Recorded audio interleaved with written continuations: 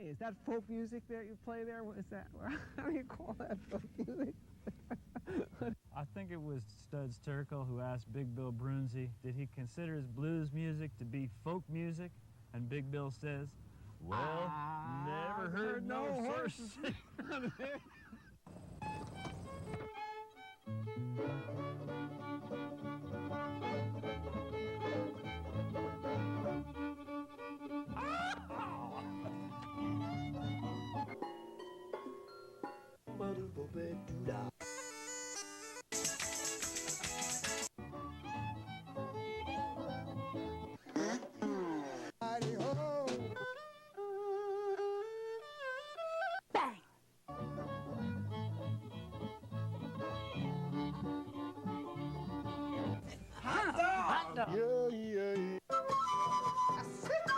Don't hesitate.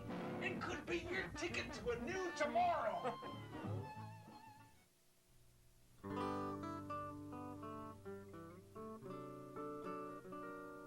My agent says I'm a washer. I creak like a hinge, and every time I pirouette, I appear to get a twinge. It's time to give it up, Mac. Shuffle off to Buffalo. Then I talk to Eileen. Life doesn't feel like such a blow.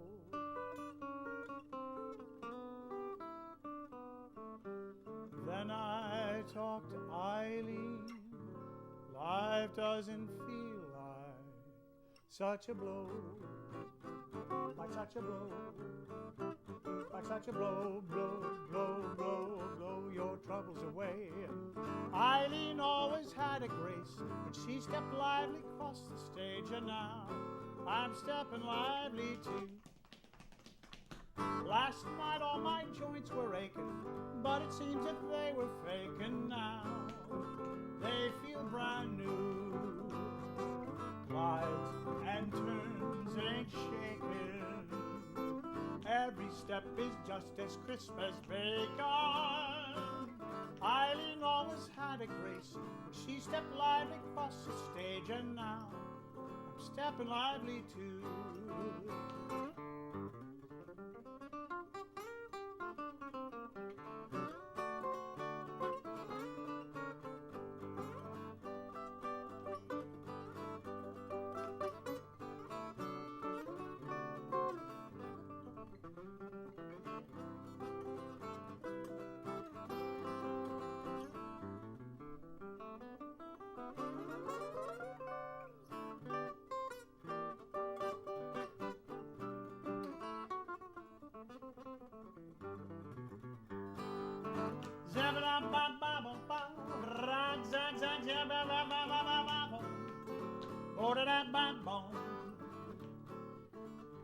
That's what I sing when I can't remember the lyrics to the next verse.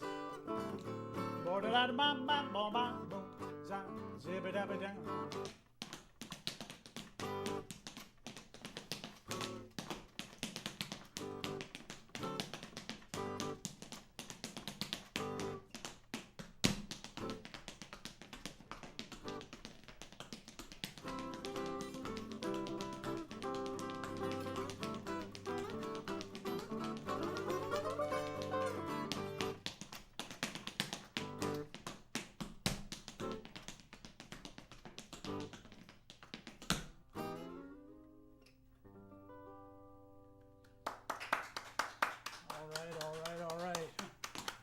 The show is Horses Sing None of It. My name is Ralph Litwin, and our guest tonight is Richard Stillman. Good to see you, Welcome. Ralph. Thank you. Thanks for having me here. Great number. Thank you. And you must be in good shape. Do all that dancing and singing. Yeah, I get around a lot, so I keep toting all this equipment. It keeps me in shape. And that song was of your original composition. Yeah, that song it comes from a show. It's called The Spirit of Vaudeville. I did it at the Folk Project years ago. I think you might have seen it. It was quite a few years ago with Lou.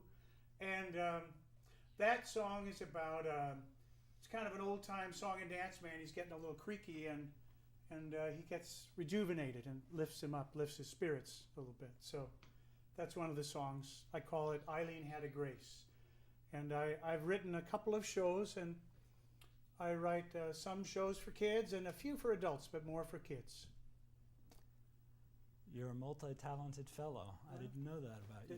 Trying to make a living at it. Still trying to make a living. So, what else would you like to give us? Well, as long as I got the guitar on, I'll do another song. This is from a different show.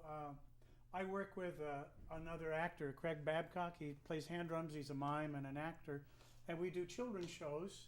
And this is from, let's see, which one is this? This is Aladdin and the Wonderful Lamp. And I play the swindler and I play Aladdin and I play a sultan. And he plays the genie.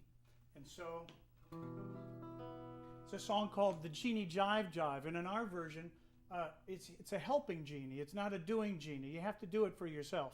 So the genie kind of encourages you, but you got to do all the work for yourself. There's no free ride with this genie. So it's called The Genie Jive Jive, and this is from the kids show. I got the genie jive jive. I got the genie man alive. I was feeling kind of thin. Now Jimmy, give me some skin.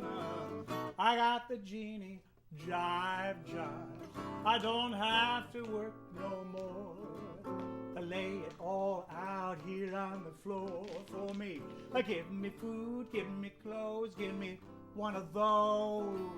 I got the genie jive jive. And then the genie sings, oh no, no, no, no, no, little brother.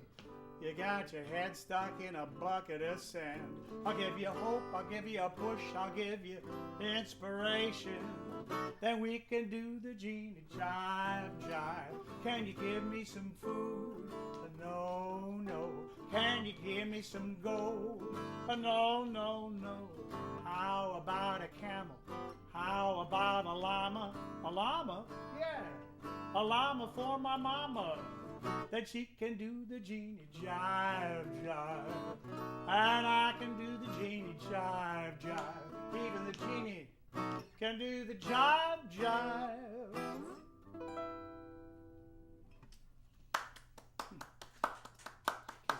Very nice.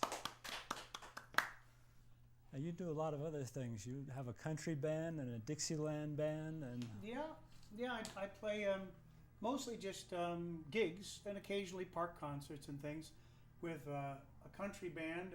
I usually play mandolin and some tenor and some bluegrass, Scruggs style 5-string with that one.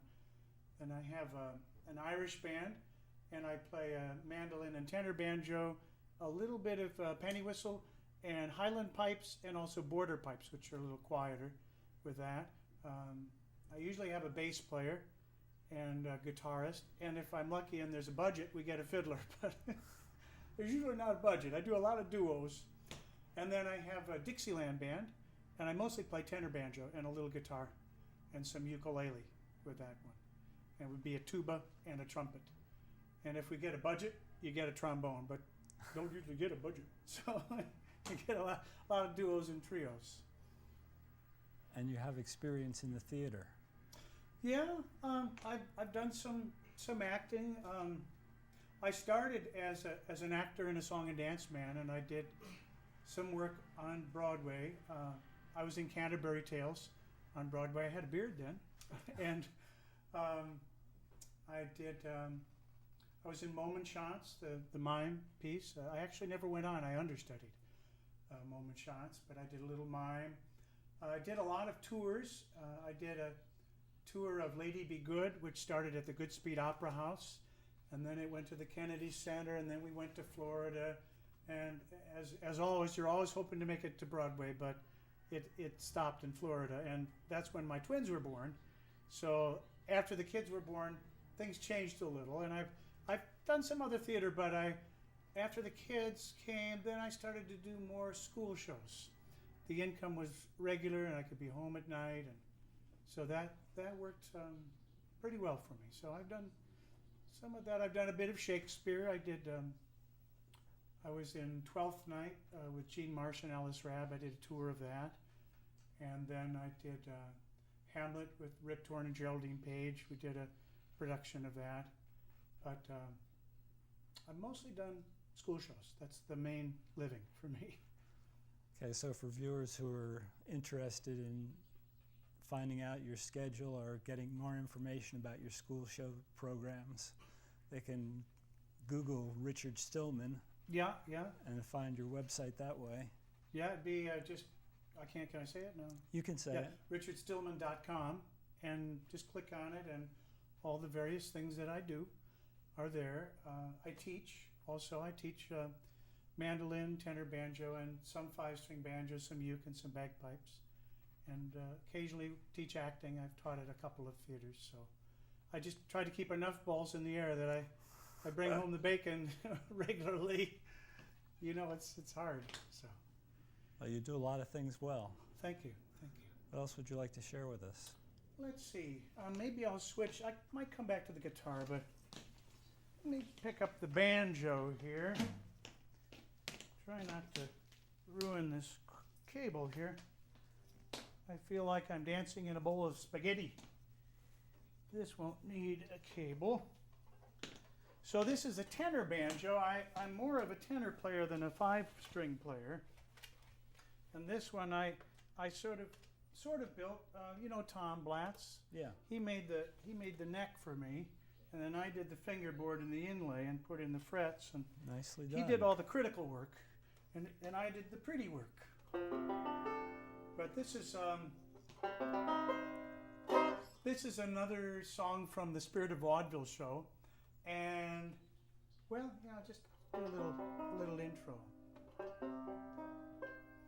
There was a Russian balalaika player by the name of Igor Skavilovich, who used to tour with his wife Svetlana Skavilovich. Igor Skavilovich and Svetlana Skavilovich, the Skaviloviches. And when they performed, Igor would stand center stage. He played beautiful Russian melodies on the balalaika. And attached to the top of the balalaika was a little round wooden platform. And when her cue came, Svetlana Skavilovich, a diminutive, bird-like but very strong little woman, would leap up from the side of the stage and land on point on that little platform on the balalaika. And then she'd begin to spin, fortes. Round and round she'd spin, and then she'd leap across the stage in a grand jeté, grab onto a counterweighted sandbag, and float gently down to the stage and land in a Russian split. I'm not going to do that. Eventually they emigrated to the United States, and Igor began to listen to the jazz, the Dixieland jazz, and it really got him excited. He swapped his balalaika for a banjo. And in 1927 at the Hippodrome Theater in New York City, Igor Skavilovich premiered his very own Russian Charleston.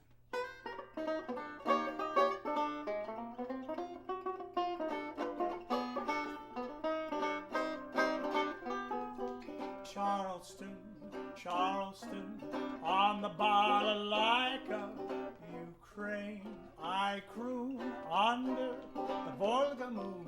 Stolichnaya, set your heart on fire. Lady a bit too plump, try the Russian split trump, hit with a horrid song. They say by Ramparump, Charleston, Charleston, on the balalaika, step high, step low, comrade of Odiogo, Lenin, he tried it, Stalin denied it, Charleston, from the USSR.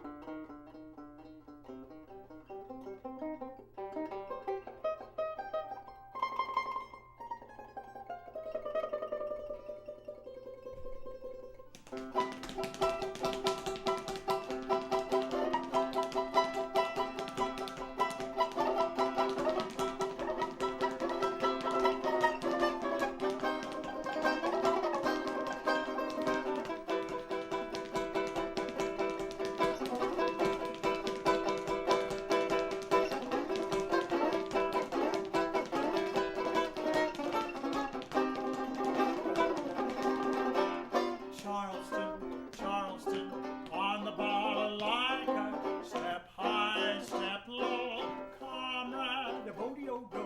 Landed, he tried it to Stalin, denied it Charleston, from the USSR. Zazdrovia. Yeah. Very clever. Thank you, thank I you. like that. There were a lot of Charlestons back in the 20s. You know, there was the Charlestonette was the French one, and there was one that Spike Jones did. I'm not going to play it but it was called Charleston O Mio. It was kind of an Italian one, and they were it was quite a craze. So that show that I do, I have a lot of Charleston dances and songs. Some of them really existed, and some I made up in the style of the 1920s. So Cool. I studied with a guy named Roy Schmeck, who was The Wizard of the Strings. Wizard of the Strings. Did you ever? I have an album. Oh yeah. So you know who I mean. Yeah. He played everything: banjo, mandolin, ukulele, guitar, Hawaiian guitar. And He was famous, what, in the 20s and 30s? very famous. You can find on the web, if you Google him, Roy Schmeck, you can see he made some of those little cameos, early film of vaudeville performers. And he got me started, so he was a great inspiration. So he was in New York City, I guess. Yeah, after I came to the city, I auditioned for a show, and they needed an actor who played the banjo, and I said, of course, I'll play the banjo. And then I quick ran and took a couple of lessons with Roy, hoping I could fake my way through the audition. I never got the part, but I fell in love with the banjo, the Dixieland banjo, the ragtime banjo, the banjo of vaudeville. I remember the first time I strummed it. I liked the way it sang. I liked the way it thunked. I liked the way it rang. I liked the way it plunked. And I was hooked. So a guy who grew up on the Beatles and Stones found a banjo in his heart with a slide trombone, and the Charleston that made the jazz age dance started a banjo romance. That just happened to be in the show, so I segued into it. Nice. But that's how I started on the banjo, on the tenor banjo. And I play ukuleles, and I tune my tenor ukulele like a tenor banjo, and I tune my soprano ukulele like a mandolin. But if I teach, then I go back to the normal tunings. But I'm much more comfortable in fifths. That's kind of where I don't have to think about it. I just play it. Mm-hmm. When I do the regular tunings, I have to think about it. So I don't usually do that in public because it's too hard to think and perform at the same time. So anyway, that's the banjo. Let's see what else I got here. Other little tricks. I could take the mandolin. Sure. Pick up the mandolin. You brought it along. I brought it. Might as well use it. Might as well use it. Well, I also do an Irish show, and I do some Irish storytelling and a little step dancing and play the pipes and sing. And I play some jigs and reels on the mandolin. So I'm going to play one reel and then play a jig and do a jig. It's a little bit of Irish music. Just traditional stuff. It's called Blackberry Blossom.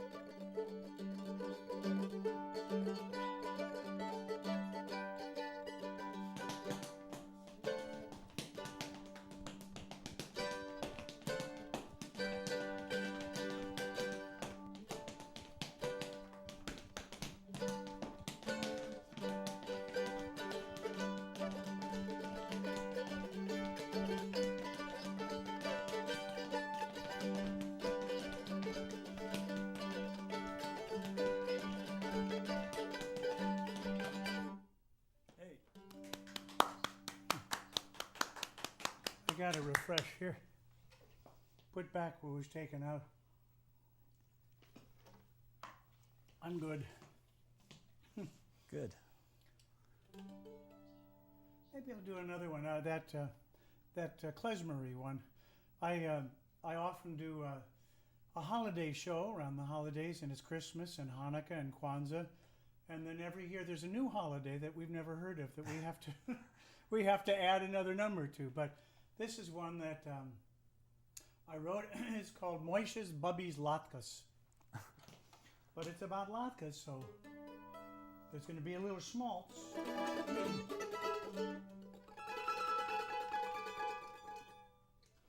Moishe always bragged about his grandma. He said for sure her latkes were the best. And so he took a trip to his Bobby and put the oil and taste buds to the test. And he said, latkes, throw them in the fat.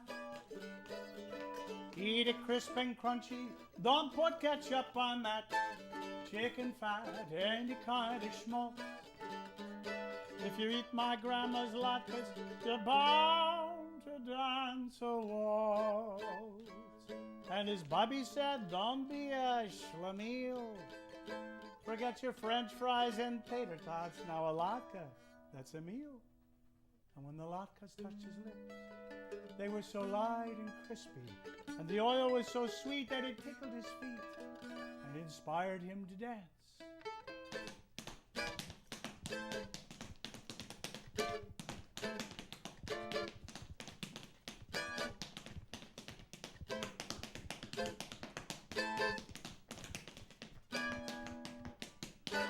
And he said, latkes, throw them in the fat.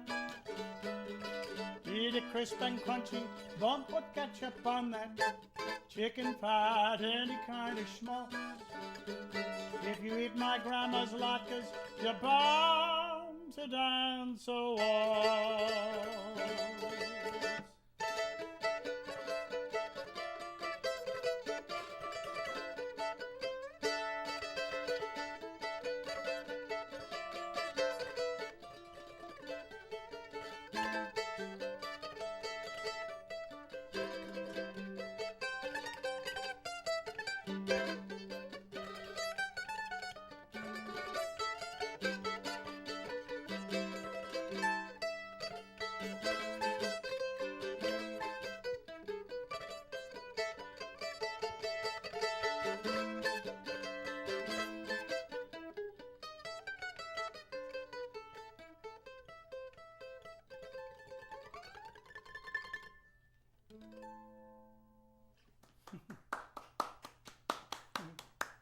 Excellent. Thank Excellent. you.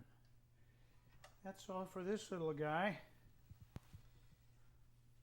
Well, we've got about 3 minutes before 3 minutes show before runs the out. end. Well, I could do a little of this. Let's see. I'll do a quick poem for children about the bagpipes, and then I'll do this. Angus MacDonald was a fortunate lad. From an early age, he was told to be proud of what he was, to be proud of what he does, to be proud of his long nose. It made him look grand, and it filtered out the sand and was wonderful for sucking up soup. But most of all, he liked to hum through his nose when he listened to a bagpipe troupe.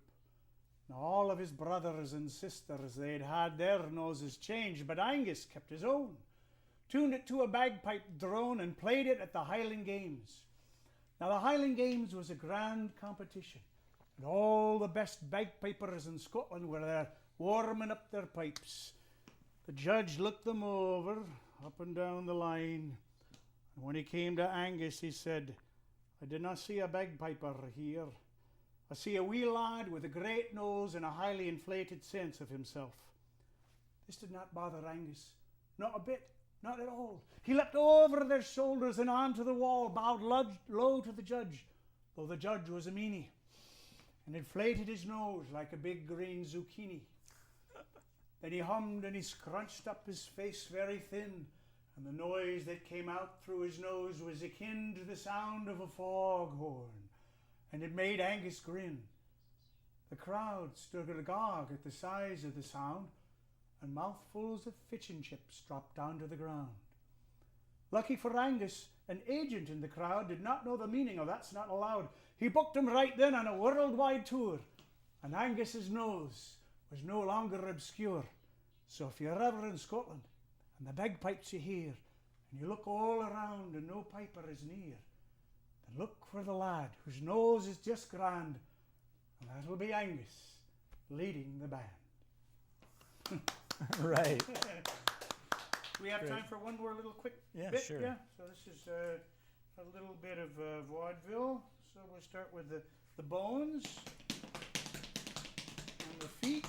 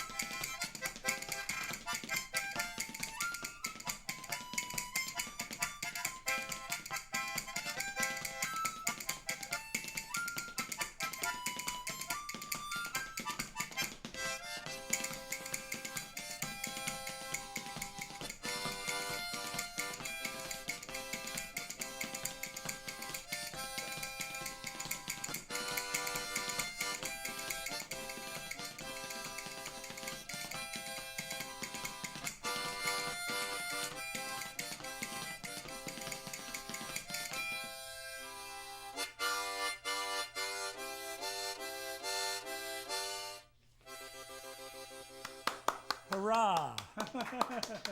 Huzzah! And many other explanations. I missed my chance for Ed Sullivan. It's too late, but this is the closest. Thanks for having me here. Our pleasure. Do you want to play our tune? Or? Yeah, Yeah, we have sure. time. So let me grab my we do. guitar here. And we'll play a little tune called St. Anne's